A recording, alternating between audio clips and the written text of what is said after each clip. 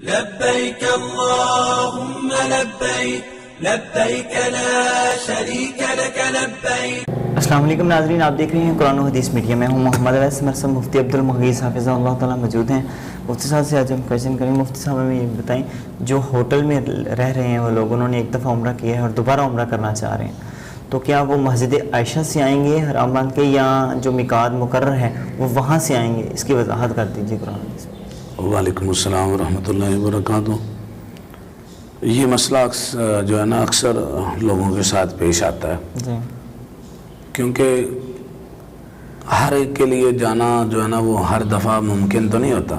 تو اب بندہ یہاں سے جب عمرے کے لیے گیا ہوتا ہے اور حج کے لیے وہ گیا ہوتا ہے تو وہ سوچتا ہے کہ میں زیادہ سے زیادہ عمرے کروں، تو اس لیے پھر وہ مسئلہ پیش آتا ہے، تو وہ وہاں پر پریشان ہوتے ہیں۔ ایک عمرہ تو جاتے ہوئے انہوں نے کر لیا ہوتا کہ اب ہم کیا کریں۔ تو اگر کوئی زیادہ عمرہ کرنا چاہتا ہے تو اس کے لیے مختلف قسم کی آراء ہیں، اقوال ہیں۔ بعض جو ہے نا وہ لوگ کہتے ہیں کہ مسجد عائشہ جو ہے، کیونکہ امی عائشہ صدیقہ رضی اللہ تعالی عنہا کو نبی صلی اللہ علیہ وسلم نے بھیجا، وہاں سے وہ دوبارہ حرم میں داخل ہوئی، تو وہ وہاں سے بھی بہت سارے لوگ جاتے ہیں مسجد عائشہ، اور ٹیکسیاں لے کر جاتی ہیں انہیں عمرہ کروانے کے لیے۔ قرآن حدیث کی روح سے ہمیں جو بات سمجھ آتی ہے وہ میں آپ کے سامنے دلائل کے ساتھ رکھتا ہوں۔ صحیح بخاری شریف کے اندر حدیث موجود ہے، 1530 نمبر ہے، 1524، 1525، 1529، یہ 4 نمبر ہیں، 1524، 1525، 1529 اور 1530۔ تو 1530 کے الفاظ میں آپ کو سناتا ہوں، سب کے الفاظ ملتے ہیں۔ اس میں ہے کہ رسول اللہ صلی اللہ علیہ وسلم نے مکہ کے طرف آنے والے جو رستے ہیں 5، ان کو میقات مقرر کر دیا کہ ان کی طرف سے جب آپ نے آنا ہے حج عمرے کی ارادے سے، تو ان جگہوں سے آگے احرام کی حالت میں داخل ہونا ہے۔ تو اس کے ساتھ رسول اللہ صلی اللہ علیہ وسلم نے یہ فرمایا، جب وہ جگہ مقرر کی تو فرمایا وَلِكُلِّ آتٍ عَلَيْهِنَّ، اور ہر وہ بندہ جو ان کے اوپر سے آئے گا، ان جگہوں سے آئے گا، من غیرہن، اور وہ وہاں کا رہنے والا نہیں لیکن ان سے پیچھے سے بھی ان کے اوپر سے اگر گزرے گا، ہن لِأَهْلِهُنَّ وَلِمَنْ أَتَى عَلَيْهِنَّ، اس کا بھی یہ میقات ہے، اور اس کے بعد بھی اوپر سے جو بھی اس رستے سے گزرے گا اس کا یہ میقات ہے۔ اس کے بعد فرمایا کہ جو اندر داخل ہو گیا ہے ان میقات کے، وہ آدمی جو میقات میں داخل ہو گیا ہے، فَمِنْ حَيْثُ أَنْشَأَ، اس کے لیے فرمایا فَمِنْ حَيْثُ أَنْشَأَ، وہ جہاں سے چاہے احرام باندھ لے، حَتَّى أَهْلُ مَكَّةَ مِن مَكَّةَ، یہاں تک کہ مکہ میں جو ہے رہتا، مکہ کا رہائشی ہے، مکہ کا رہنے والا، وہ مکہ کے اندر سے یہ احرام باندھ سکتا ہے۔ تو رسول اللہ صلی اللہ علیہ وسلم نے یہاں پر یہ میقات ذکر کی ہیں۔ تو سب سے پہلی چیز سمجھنے والی یہ ہے کہ جب بندہ ایک دفعہ باؤنڈری لائن سے اندر انٹر ہو گیا ہے، یہ ہم اس اسٹوڈیو میں بیٹھے ہوئے ہیں، تو جو بندہ باہر سے اسٹوڈیو میں آئے گا اس کے لیے تو ایک دروازہ ہے، لیکن جو بندہ اسٹوڈیو کے اندر سے اٹھ کر چیئر کے اوپر آنا چاہتا ہے تو اس کو ایک دفعہ باہر جا کے تو نہیں آنا پڑے گا، وہ تو اسٹوڈیو سے آئے اور سیدھا چیئر پہ بیٹھ جائے، کیونکہ وہ اندر انٹر ہو گیا۔ تو پہلا پوائنٹ یہ ہے کہ ہمیں یہ سمجھ آتی ہے ان احادیث سے کہ رسول اللہ صلی اللہ علیہ وسلم نے میقات مقرر کی ہیں، تو وہ اندر جہاں پر ہیں وہاں سے ہی اپنے ہوٹل سے، اپنی جگہ سے احرام باندھیں اور عمرہ کرنا چاہیں جتنا کر سکتے ہیں۔ دوسری بات، اسی حدیث کے اندر یہ لفظ موجود ہے کہ رسول اللہ صلی اللہ علیہ وسلم نے فرمایا ممن اراد الحج والعمرۃ، یہ میقات ان لوگوں کے لیے ہیں جن کا حج یا عمرے کا ارادہ ہے۔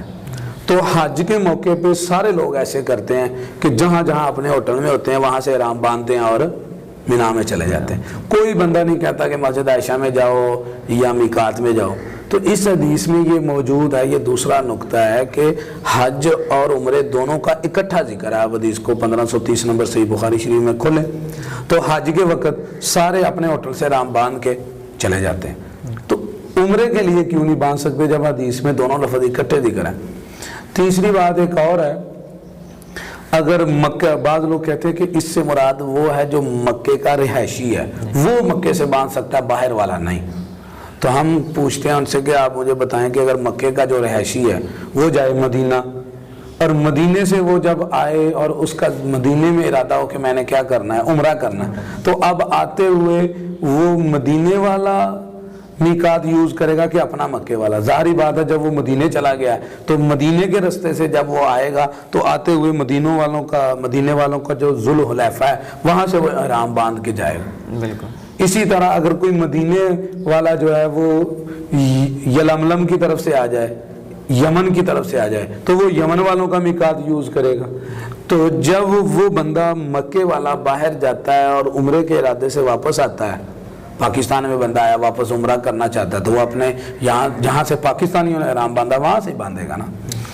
اور اس میں ایک اور چیز بھی ہے، پوائنٹ کی بات وہ یہ ہے کہ جب بعض لوگ کہتے ہیں کہ رسول اللہ صلی اللہ علیہ وسلم نے جو ہے نا وہ احرام نہیں باندھا، تو وہ کہتے ہیں کہ آپ اس لیے طواف زیادہ کر لیا کریں. تو ہم ان سے کہتے ہیں کہ طواف کی دلیل کیا ہے؟ طواف بھی تو رسول اللہ صلی اللہ علیہ وسلم نے ایک عمرے اور حج کے لیے جو آئے ہیں تو جو عمرے کے لیے ضروری طواف تھا جو حج کے لیے وہی کیا ہے، اضافی تو طواف بھی نہیں کیا رسول اللہ صلی اللہ علیہ وسلم. اب آپ کہتے ہیں طواف جتنے مرضی کر لیں لیکن اضافی عمرہ نہ کریں. بھئی جب طواف کا آپ کہہ رہے ہیں تو عمرے کا کیوں نہیں کہتے؟ عمرہ بھی تو ایک بندہ وہ بیچارہ پتہ نہیں کیسے پیسے اکٹھے کر کے گیا ہے، اب وہ اس کے پاس دوبارہ موقع نہیں ہے اور حدیث میں گنجائش موجود ہے تو ہمیں اس کو دینی چاہیے. ہم اسے کہیں گے ٹھیک ہے بھئی آپ جتنے مرضی عمرے کریں، جب حج کے لیے احرام اپنے ہوٹل سے باندھا جا رہا ہے تو عمرے کے لیے کیوں نہیں باندھ سکتے؟ اور وہ حدیث جس میں حج کا ذکر ہے اسی میں ساتھ عمرے کا بھی ذکر ہے، من اراد الحج اویل عمرہ تک یہ لفظ موجود ہے. اور پھر رسول اللہ صلی اللہ علیہ وسلم نے فرمایا نا تابعوا بین الحج والعمرہ، تسلسل کے ساتھ حج اور عمرہ کرو.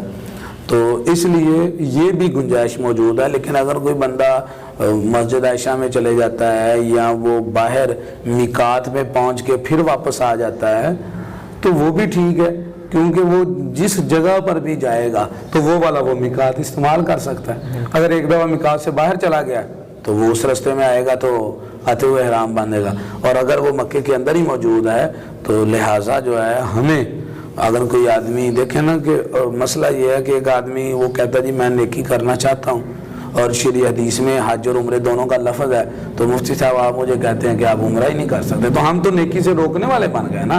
ہمیں تو نیکی کا داعی بننا چاہیے. ہمیں اسے کہنا چاہیے بھائی ٹھیک ہے آپ جتنا مرضی آپ کو ٹائم ملا، لوگوں کو 15 دن 10 دن 20 دن پوری زندگی میں ایک دفعہ ٹائم ملتا ہے، وہ ان کی خوشی ہوتی ہے زیادہ سے زیادہ نیکی کرنے کی.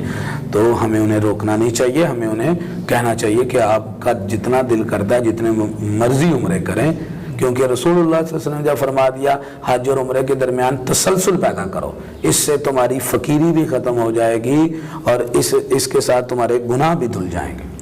تو اس کو کرنا چاہیے. تو ہم تو سمجھتے ہیں کہ اس میں کوئی حرج کی بات نہیں ہے، اگرچہ علماء کا اس کے اندر اختلاف ہے، وہ قابل قدر ہیں، ان کی بھی رائیں سب کی، لیکن جو ہے نا وہ ہمیں یہی بات سمجھ آتی ہے کہ ہمیں موقع دینا چاہیے اور گنجائش دینی چاہیے لوگوں کو.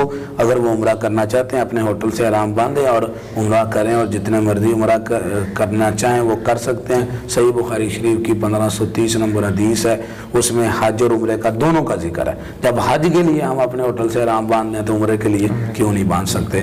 تو اللہ تعالیٰ ہمیں بار بار اپنے گھروں میں لے کر جائے اور بار بار عمرے کا اور حج کا موقع نصیب فرمائے. بہت بہت شکریہ مفتی صاحب. جی ناظرین، اگلے پروگرام میں پھر حاضر ہوں گے، تب تک کے لیے ہمیں اجازت دیجیے. اللہ حافظ. دعوت قرآن و سنت اپنی یہ پہچان ہے.